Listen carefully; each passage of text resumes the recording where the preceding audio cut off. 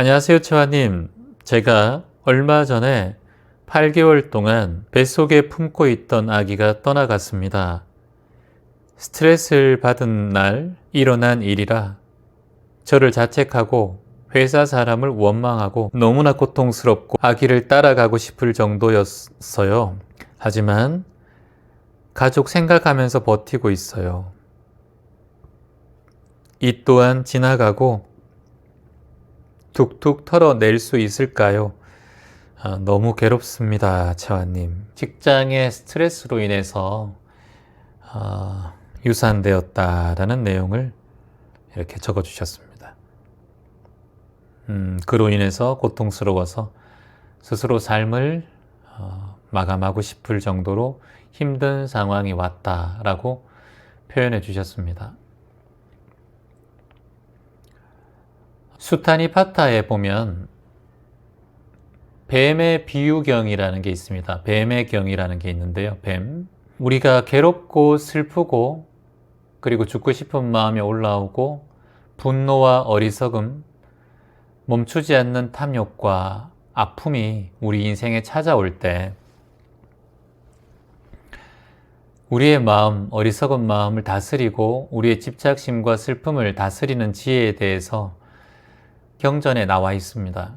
그 중에 이제 뱀의 비유경이라는 그런 부분이 수타니파타에 있는데 집착하고 그것에 빠져 있고 그리고 그것에 헤어나지 못할 때 큰 위험으로 흘러간다라는 내용이 있어요. 그 내용 중에 뱀을 비유해요. 어떻게 비유하냐 하면은 옛날에 땅꾼들이 많았습니다. 뱀을 잡는 땅꾼들이 있었어요. 땅꾼들은 뱀을 잡을 때 뱀의 한 부분을 공격을 해요. 머리입니다. 머리. 집게로 만지든 손으로 잡든 뱀의 머리를 잡아요. 왜냐하면 뱀의 몸통을 잡던가 뱀의 꼬리를 잡게 되면 뱀이 바로 공격할 수 있기 때문에. 그래서 뱀을 잡을 때는 굉장히 조심해야 되고 신중해야 되죠. 이 내용이 경전에 그대로 있어요. 뱀을 잘못 잡게 되면 뱀의 몸통을 잡으면 물릴 위험이 크고 뱀의 꼬리를 잡아도 물릴 위험이 크다. 하지만 뱀의 머리를 한 번에 제압하면 안전할 것이다. 이처럼 진리와 가르침 그리고 어리석음에서 벗어나는 것은 잘못 이해하든가 꼬리를 잡는 일을 한다든가 몸통을 잡는 일을 하면 오히려 큰 고통을 초래할 수 있다라는 내용이 나와요. 이게 무엇이냐면 공부를 할 때 진행 방향이 잘못 흘러가면 뱀의 몸통과 꼬리를 잡는 고통을 초래할 수 있다라는 말씀이에요. 내가 지금 슬프고 괴로운 환경에 처해 있어요. 지금 내가 슬픔과 괴로움 속에 멈춰 있고 죽고 싶고 나의 실수라고 자꾸 본인을 자책하는 게 바로 무엇이다? 이 뱀의 몸통을 잡는 행동들이에요. 그러니까 고통과 괴로움이 도는 거예요. 자신을 무는 거예요. 물고 있다니까요. 자기를. 독을 자신에게 퍼뜨리고 있다는 거예요. 그러니 자기가 죽고 싶다는 생각까지 올라오는 거예요.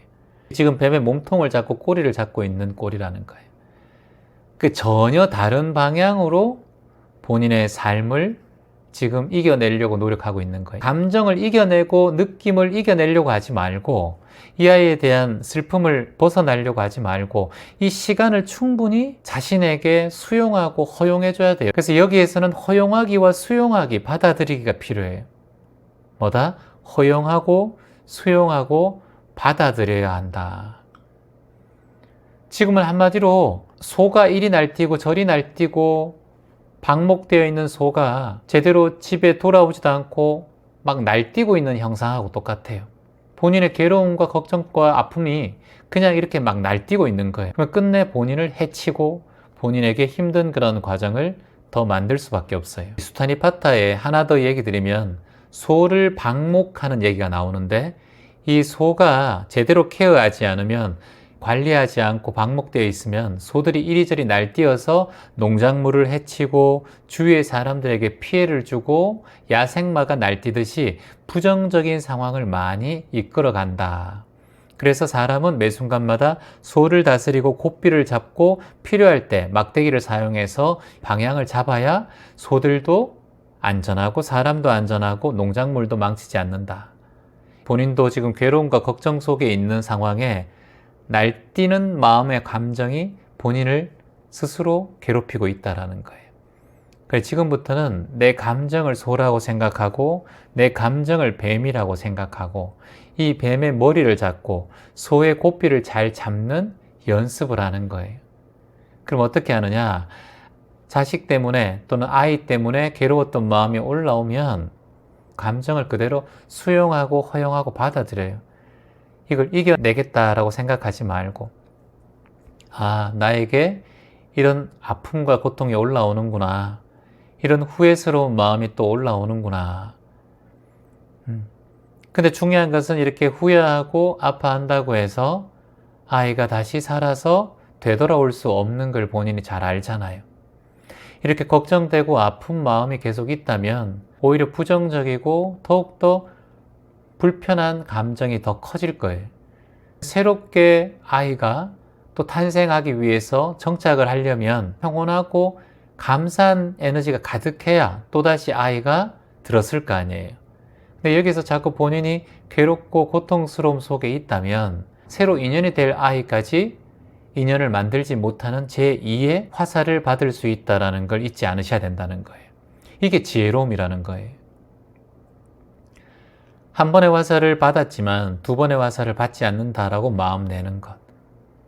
두 번째 화살을 받지 않는 방법은 제가 항상 말씀드리지만 깨지 알바들, 깨어있는 마음으로 지켜보고 알아차리는 마음으로 받아들이고 받아들이는 마음으로 호흡으로 그 감정을 흘려보내면서 계속해서 정화하고 순환하는 방법으로 이 괴로움과 역경을 이겨내셔야 돼요. 그게 지금 본인이 할 수 있는 가장 선두에 둬야 할 삶의 흐름이자 방법이라고 권유를 드리는 거예요. 그리고 지금 괴로워하는 그 자체가 나에게는 오히려 미래와 지금 이 순간에 더 괴로움을 불러들여서 내 인생에 더 안 좋은 상황을 만들어낸다. 떠난 인연도 그렇고 새로 다가올 인연도 거부하는 꼴밖에 되지 않는다. 그래서 더 이상 어리석은 행동을 하지 않기를 희망해 봅니다. 뱀의 머리를 잡아야 돼요. 머리를 잡는 일이 바로 깨어 있는 거예요. 머리를 딱 잡고 이 고통의 원인을 딱 잡고 있으면 이걸 해결할 수 있는 힘이 생겨요. 근데 지금 고통의 몸뚱아리를 잡고 고통의 꼬리를 잡고 있어서 이 고통이 나를 공격해요. 그래서 본인이 너무 힘들고 괴로운 죽고 싶은 마음까지 올라오는 거예요. 고통의 머리를 잡자. 뭐라고요? 따라해보세요. 고통의 머리를 잡아라. 고통의 머리를 잡아라. 고통의 몸통을 잡지 말라. 고통의 꼬리를 잡지 말라. 고통의 머리를 잡아라. 머리를 잡는 것이 지혜다. 머리를 잡으면 이 고통을 내가 관리할 수 있다. 몸통을 잡으면 내가 고통에게 공격당할 수 있다. 고통의 머리를 잡는 일이 뭐다? 두 번째 화살을 받지 않는 일이다. 그러려면 지금 이 순간 깨어있는 마음으로 이 감정을 지켜보고 냉정하게 고통의 머리를 잡기 위해서 알아차려야 된다. 뱀 한 마리를 잡으려면 정신 바짝 차려야죠.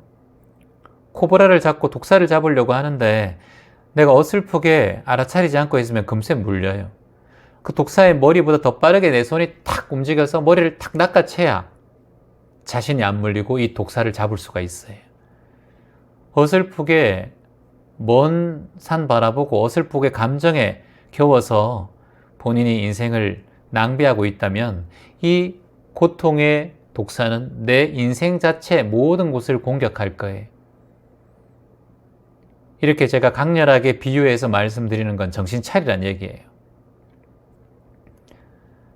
얼마 전에도 제가 상담했지만 30년 다 커서 자녀가 스스로 삶을 마감하기도 하고 교통사고로 떠나가기도 하고 안타까운 사고로 먼저 떠나보낸 자식 때문에 힘들어서 귀점명상센터에 찾아오시는 분들도 계세요. 그래서 지금 이 아이가 내가 스트레스 받아서 떠날 정도였으면 아이가 만일 10개월이 지나서 탄생을 했다 하더라도 이 아이의 이 건강과 이 아이의 이 정서 그리고 이 아이의 어떤 에너지가 약했다고 저는 봅니다. 그러니까 이미 떠난 인연에 대해서 더 이상 집착하지 말고 떠날 이유가 있었구나. 필요곡절 반드시 이유가 있었구나 라고 마음 내고 이제 편안하게 보내주시고 이제 엄마의 밭을 잘 가꾸고 그리고 명상과 수행정진을 통해서 하루하루 마음밭을 잘 가꾸시기를 희망합니다. 화이팅입니다. 고맙습니다.